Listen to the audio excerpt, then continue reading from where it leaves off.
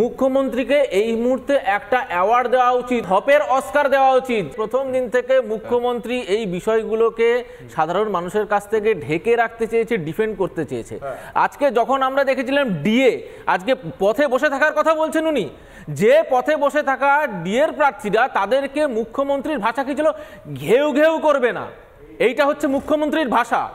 আজকে যেখানে একটা লোক ধর্ষণ করছে, তোলাবাজি করছে, নোনা জল ঢুকিয়ে চাষের জমিতে নিজের ভেড়ি বানাচ্ছে, তাকে ডিফেন্ড করার জন্য উনি কমেন্ট করেছেন বিধানসভায় দাঁড়িয়ে।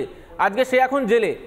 মমতা বন্দ্যোপাধ্যায়ের ইনস্ট্রাকশন ছাড়া এত বড় কাজ এখানে হতে পারে না পশ্চিমবঙ্গে। পশ্চিমবঙ্গে নাকি গাছ থেকে একটা পাতা পড়ে না মমতা বন্দ্যোপাধ্যায় ছাড়া, ওনার পারমিশন ছাড়া।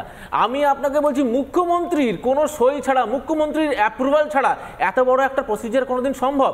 এই যে নেতা মন্ত্রীদের বাড়ি থেকে টাকাগুলো, এরকম কোটি কোটি টাকা পাওয়া গেছে, আপনাদের সংবাদ মাধ্যমের ক্যামেরায় দেখা গেছে, সেইগুলো কি হতো? সেইগুলো অ্যাকচুয়ালি এই নির্বাচনে ব্যবহার হতো, পার্টির ফান্ডে চলে যেত। এবং আমি আপনাকে ক্ল্যারিফাই করছি যে এই পুরো বিষয়টার মধ্যে ইন্ধন এবং মাস্টার প্ল্যানিং ছিল মুখ্যমন্ত্রীর। মুখ্যমন্ত্রী বলেছে, ভাই অনেক খেয়েছো, গরু খেয়েছো, কয়লা খেয়েছো, এবার চাকরিগুলো খাও, না হলে আমাদের এখনো পোষাচ্ছে না, পেট ভরছে না, এত খেয়েও। মুখ্যমন্ত্রীকে এই মুহূর্তে একটা অ্যাওয়ার্ড দেওয়া উচিত, হপের অস্কার দেওয়া উচিত।